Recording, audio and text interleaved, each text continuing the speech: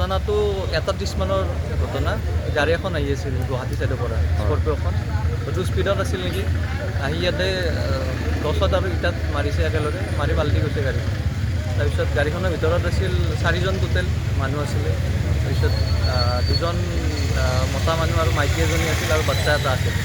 সন্মুখত বহা মানুহকেইজনৰ চিটুৱেশ্যন ইমান ভাল নহয়, চাগে নাবাচিবও পাৰে। তাৰপিছত হেড ইঞ্জুৰি কিন্তু গোটেইকেইজনৰে হৈছে। বাচ্চাটোৰো মূৰত ইঞ্জুৰি হৈছে আৰু মাইকীজনীৰো মূৰত ইঞ্জুৰি হৈছে।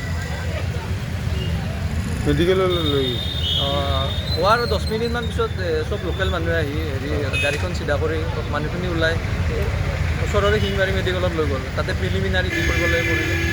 তাৰপিছত ৰেফাৰ কৰি দিলে GMC ৰেফাৰ। কোন দিশৰ পৰা আছিল গাড়ীখন? গুৱাহাটীৰ পৰা হাজো অভিমুখে গৈ আছিল। ঠাইখিনিৰ নাম কি?